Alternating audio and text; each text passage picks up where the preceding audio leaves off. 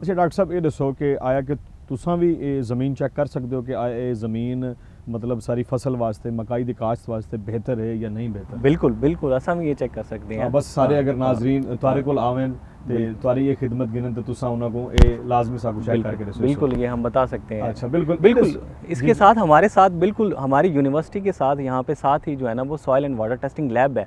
हम आपका सैंपल वहाँ पे भिजवा सकते हैं और वहाँ से चेक करवा के दे सकते हैं, खुद भी चेक कर सकते हैं। हमारे पास अपनी भी लेबॉर्टरीज है। ज़बरदस्त, ये बड़ी अच्छी गल डॉक्टर साहब ने दसी है। अच्छा ये दसो कि मकाई दी काश्त वास्ते इसाकू खेत जड़ा है सारा असाकू किवें तैयार कर सकते हैं?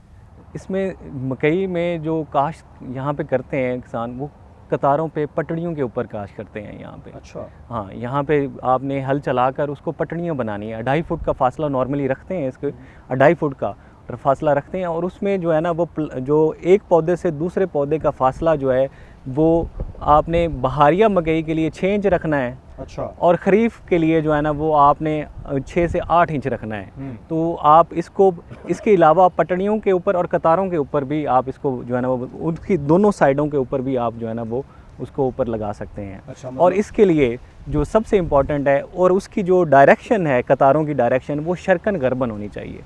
अच्छा हाँ, ये बहुत ही ज़रूरी है। इसकी डायरेक्शन जो है वो आपने शर्कन गर्बन रखनी है। और बहारिया मकई के अंदर आपने जो चोपा लगाना है, जो मकई का बीज लगाना है, वो आपने जनूब वाली साइड पे लगाना है। अच्छा हाँ जी। और खरीफ में आपने उसको जो है ना वो शुमाल वाली साइड पे लगाना है, ताकि उसको ज़्यादा देर मॉइस्चर मिलता रहे और उसका उगाव जल्दी हो जाए। ये बड़ी एक अहम गाल तुसां साकू दसी है। ज़बरदस्त, मतलब को लावण वास्ते ये सारी चीज़ों का ख्याल रखना पोसी। ये बहुत ही इंपॉर्टेंट फसल है और इसका ख्याल भी बहुत ज़रूरी है। अगर कुछ लोग अगर ये इन्हां दा ख्याल नहीं रखेंदे आया कि वो फसल नहीं थींदी वाल या वो चंगे नहीं फसल हो जाएगी, फसल हो जाएगी, लेकिन उसमें पैदावार की कमी आ जाएगी। ठीक है, उगाव लेट हो जाएगा, उसका क्रॉप स्टैंड वो अच्छा नहीं होगा, जर्मिनेशन अच्छी नहीं होगी, उसके अंदर जो पौधों की तादाद है वो मुकम्मल नहीं होगी। 1 एकड़ में पौधों की तादाद हमें 35,000 चाहिए होती है। अगर जर्मिनेशन कम होती है तो वो तादाद कम हो जाएगी, छलियाँ कम हो जाएंगी, पैदावार कम हो जाएगी। ओ जो असा चाहने अभी फायदा थी वे ओ फायदा ना थी सी फसल तो थी वे सी, लेकिन साकू वो फायदा कोई ना थी। फायदा नहीं होगा। अच्छा ये दसो कि मकाई दी काश्त मतलब मकाई दी कितनी इकसाम है?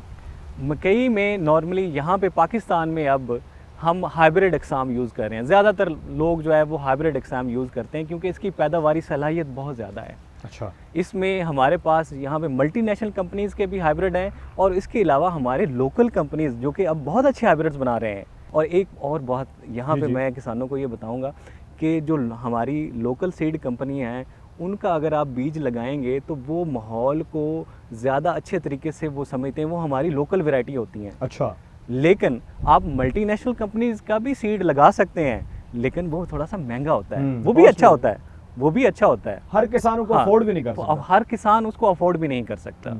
तो जो किसान फॉर एग्जांपल जो मल्टीनेशनल सीड कंपनी का सीड है वो 1 एकड़ का 12,000 में मिलता है। अच्छा, अगर आप लोकल सीड कंपनी का आप उसको 5 से 7,000 8,000 में भी ले सकते हैं। ਤੇ ਉਹ ਜਿਹੜਾ 5 ਤੋਂ 7 ਜਾਂ 8000 ਦਾ ਹੈ ਆਇਆ ਕਿ ਉਹ ਜ਼ਿਆਦਾ ਫਾਇਦਾਮੰਦ ਹੈ? वो भी उतना ही फायदेमंद है। अच्छा, ये फायदे दुहां दे सेम फायदे दोनों से, लेकिन एक ਜਿਹੜਾ ਉਹ महंगा है हाँ, असा ਉਹ ਨਾ गिनो असा ਉਹ लोकल भी गिनो तो सारा काम थी सके। हाँ, इसमें एक और चीज़ मैं ये बताना चाहूँगा किसान भाइयों को कि जो हमारा लोकल सीड है, जो हमारा लोकल बीज है, वो यहाँ का ही तैयार हुआ है। अच्छा, पाकिस्तान का वो इसी इन्वायरमेंट में, इसी माहौल के अंदर बना हुआ है। जो बाहर से आता है वो पहले बाहर से यहाँ पे टेस्ट करते हैं, फिर उसको अप्रूव होता है। ठीक जी है बिल्कुल, जिमें डॉक्टर साहब साकू दसेंदे पेन कि जेड़ा सारा लोकल बीज है कि असां अगर लोकल घिंदे हैं तो ਉਹਦਾ भी फायदा उतना है आया कि जेड़ा बाहरों आए इंदे विच मतलब तुहाडे पैसे भी सेव थी सन